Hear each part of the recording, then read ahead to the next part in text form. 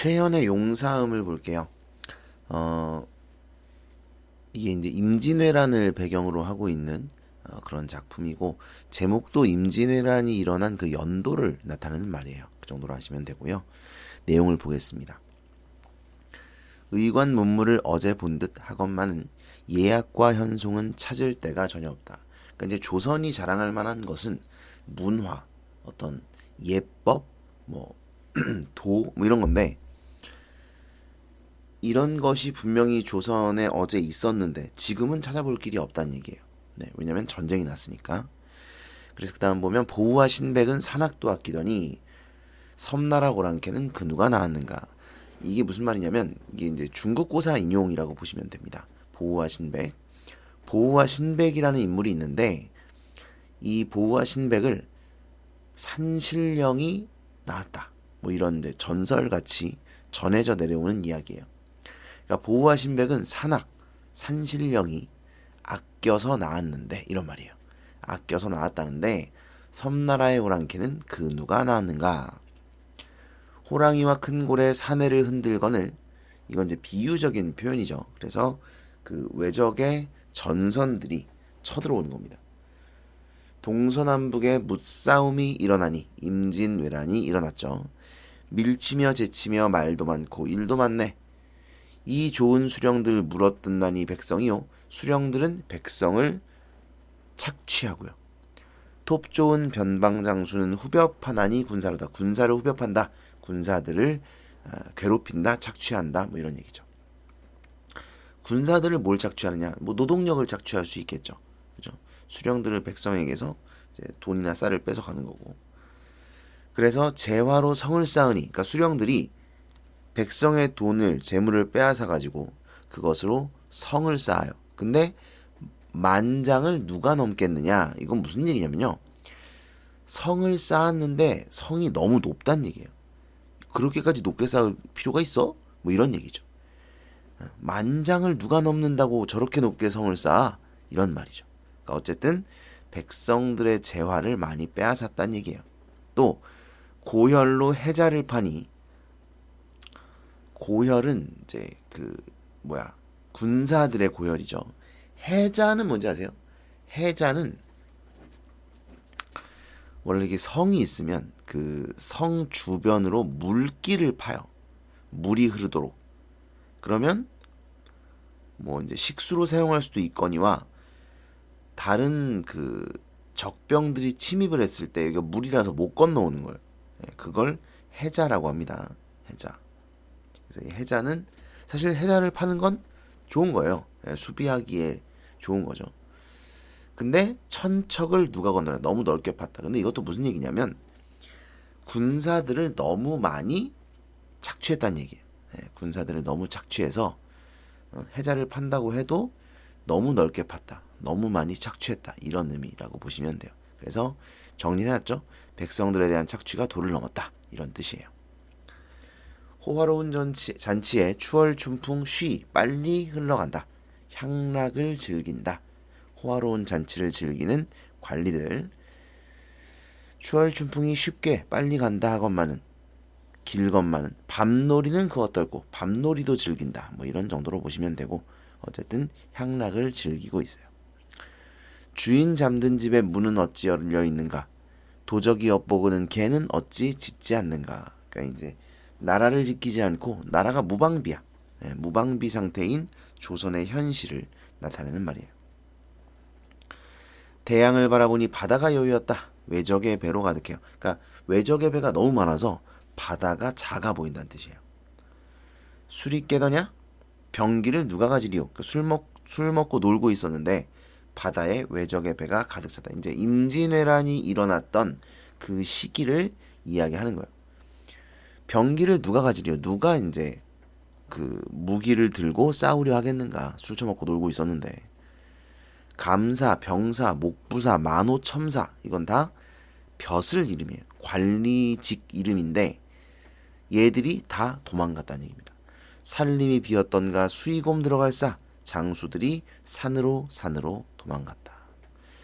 어리석을 쌓아 김수야. 어리석구나 김수야. 김수는 실존 인물인데 임진왜란이 일어났을 때 도망갔던 인물입니다. 빈성을 누가 지키랴? 그러니까요. 그 성의 어떤 우두머리인데 얘가 성을 버리고 도망친 거예요. 우습구나 신리바. 신립 장수 그 어디지? 탄현인가? 거기서 이제 배수진을 치고 기병으로 싸움을 걸었다가 대패를 하고 졌죠. 사실 요즘 친구들도 그런 모르겠네요. 요즘 친구들이 그런 게임을 하는지 모르겠는데 삼국지나 이런 게임을 조금만 해보면 기본적으로 그 병과라는 게 있죠. 병과, 창병과, 건병, 뭐 궁병 뭐 이런 게 있잖아요. 그러니까 원거리는 보통 이 건병에게 약해요. 건병이 방패 들고 뛰어오면 약하고, 건병은 기병에게 약하고, 기병은 원거리에게 약하고, 보통 이제 이게 기본적인 병과 간의 상성이죠. 근데 이 멍청이는, 신림 멍청이는 적들이 조총을 들고 싸움을 하는데 그걸 이제 기병으로, 그것도 완전 평지에서, 물론 이제 기병은 평지에서 강하긴 합니다만 기병으로 이제 싸움을 걸었다는 것이 이제 좀 어리석은 거죠. 네. 아무튼 그래서 그런 이제 신립을 비웃고 있어요. 배수진은 무슨 일인가 멍청아. 이미 이건 이제 신립이 죽고 나서 임진왜란이 어느 정도 지나고 나서 지은 거라고 봐야겠죠. 양령을 높다 하랴 한강을 깊다 하랴. 그리고 이제 이게 용사음이 이 사자가 계사년 1953년을 의미하는 걸 거예요. 그래서 52, 53, 뭐 이제 임진왜란이 일어났던 그 시기를 가리키는 말이다. 아까도 말씀드렸지만, 그래서 이미 그 시기가 지난 후에 그 시기를 되돌아보면서 쓰고 있는 것, 이렇게 생각할 수 있겠죠. 양령은 두 산, 이 령자가 고개, 령자 한계령, 뭐 철령 할 때 그 령자죠. 두 고개를 높다고 하겠느냐, 한강을 깊다고 하겠느냐. 여기서 양령은 뭐 이제 뭐 모르셔도 되는데 조령과 중령, 그 이제 그 한양으로 향하는 고갯길이에요. 네. 그러니까 생각해 보면 한양으로 향하는 그 고갯길을 위에서 막고 위로 올라오는 오르막길을 오르는 적들을 상대하면 좀 상대하기가 편할 거 아닙니까? 그쵸? 그러니까 거기를 틀어막고 지켰어야 했는데 그게 이제 충분하지 않았다는 거죠. 양령을 높다고 하랴 한강을 깊다고 하랴 둘 다 충분하지 못했다, 이런 얘기예요. 결국은 한양을 지키지 못하는 거죠. 대책이 어설프니 하늘인들 어찌하겠는가, 서리법이고 어쩔 수 없다. 하고 한 백관도, 백관은 문무백관이라고 하죠. 이제 신하들이에요. 신하들. 하고 많은 신하들도 숫자를 채울 뿐 그들이 어떤 계책을 내거나 뭐 해결책이 없는 거죠. 일석에 하루 저녁에 달아나니 이 시름을 누가 맡아서 하겠는가. 삼경이 복몰하고, 삼경은 한양, 평양, 경주인데 뭐 이것도 중요하진 않아요. 복몰하고 점령당하고 열군이 늘어선 군이, 그러니까 여러 고을이, 이게 군자가 여러분 군사 군자가 아니에요. 고을 군자죠. 여러 고을이 와해 무너지니 고을 도처에 누릴시야 비릴시야 시체가 늘어서 있다는 얘기예요. 관서를 돌아보니, 관서는 여러분 그 왼 서쪽이니까 서쪽, 왼쪽이죠. 우리나라의 왼쪽이 서쪽이고 그 다음에 관은 북쪽을 뜻해요. 그래서 이제 어디냐, 거기가 황해도 위쪽이니까 평안도, 네, 그쪽입니다. 평안도. 관서를 돌아보니 압록강이 어디인가. 그러니까 이제 압록강으로 그 피란 갔잖아요. 네, 그거 얘기하는 거죠. 1월이 해와 달이 무광 빛을 잃으니 갈 길을 모르도다. 절망적 상황. 320주의 대장부가 하나 없던가. 그 나라를 구할 대장부가 없느냐. 스스로 무릎 꿇어 개돼지의 신하가 되니 황금띠를 둘러매던 옛 재상이 아니로구나. 그러니까 이제 훌륭한 신하가 남아있지 않다라는 탄식이에요. 뭐 그 당시에 이제 훌륭한 신하라고는 이순신이죠. 근데 사실 조선은 지들이 스스로 무덤을 판 거예요. 왜냐면 조선은 문관을 굉장히 중시하고 무관을 무시했죠. 경시했어요. 그러니까 나라가 그 모양이죠. 힘이 없지. 그죠? 그거랑 비슷했던 나라가 어디예요? 송나라죠. 송나라. 그러니까 송나라도 문관을 굉장히 중시하고 무관을 무시했잖아. 그래서 송나라는 힘이 없었어요. 그래서 고려와 동맹을 맺었죠. 고려의 그 무력을 이제 송나라가 좀 의지를 했었죠. 뭐 그런 시대가 있었습니다. 뭐 아무튼 간에 어쨌든 그래서 이제 대장부가 없다. 그 다음 보시면 온 들판이 쑥밭이 되니 어둠에가 내 고향인가. 나라가 전체가 다 쑥밭이 됐죠. 내 고향이 어딘지 찾을 수도 없을 정도. 백골이 산을 이루니 어느 것이 내 고륙인고.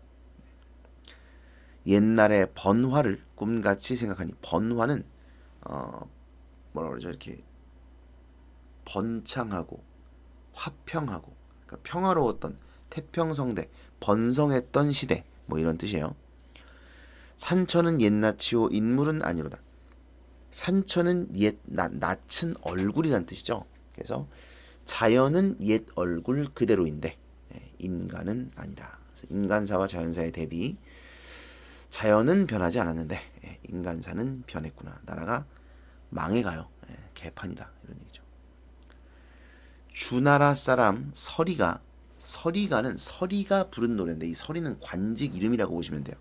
그래서 주나라 때 서리가 불렀던 노래로 청사에 눈물이 나고, 눈물이 난다. 이 청사는 먼저 역사니까 우리나라의 이 상황, 조선의 상황에 눈물이 난다. 두릉 애강두라는 노래인데, 이게 애자가 슬퍼할 애자고 강두는 강의 머리, 그래서 강의 머리에서 슬퍼하다, 이렇게 보시면 돼요. 두릉 애강두를 오늘 다시 불러보니, 그러니까 이건 다 중국의 노래고요. 중국의 그 슬픔을, 나라가 좀 이렇게 뭐라 그래, 나라가 슬픔에 빠진 이런 상황에서 그 슬픔을 노래한 노래예요. 그 노래를 여기서 이 사람이 이제 부르면서 그 슬픔을 느끼고 있는 것입니다. 풍운이 애처롭고 초목이 슬퍼한다.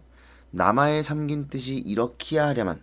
남아는 이제 대장부로서 삼긴 뜻은 타고 태어난 정도로 보시면 돼요. 원래는 뭐 만든 이런 의미이긴 한데, 그러니까 타고 태어난, 이렇게 해석하시면 돼요. 대장부로서 타고 태어난 뜻이 이렇기야 하랴만, 이렇지 않다는 얘기죠. 그러면 어떤 뜻을 가지고 있는데요? 저 좀스런 외적 새끼들을 다 쓸어버리고 싶은 거겠죠. 좀스런 무반 썩은 선비 한 양도 채 못된다. 나라에 인재가 없다는 얘기예요. 그러니까 무반도 좀스럽고 비판하고, 선비 문반도 썩어 있다, 비판. 신하들이 제대로 된 신하가 없다는 얘기죠. 청총마 적토마 울면서 구르거늘, 삼국지에 나오는 말 이름이고, 막야검 용천검 힘무지게 절어선다. 이거는 이제 중국의 유명한 검인데, 이게 이제 무슨 의미냐면, 청총마와 적토마가 울면서 구른다. 이제 억울해. 뭔가 저 적들을 가가지고 싹 밟아 죽이고 싶다. 뭐 이런 안타까움, 억울함을 막 드러내는 거고, 막야검 용천검 힘무지게 절로 선다. 이거 모르겠어요. 정확히 어떤 의미인지 모르겠지만 이것도 그런 의미여야 되는 거예요. 그래서 검이 저 적들을 베어버리고 싶어 하고, 말들도 저 적들을 짓밟아 버리고 싶어 한다. 뭐 이런 얘기죠. 그래서 밑에 써놨죠. 외적을 쓸어버리고 싶은 마음을 표현한 것이다. 그래서 언제야 은하수를 헤쳐, 이 병진을, 이 진자는 먼지 진자입니다.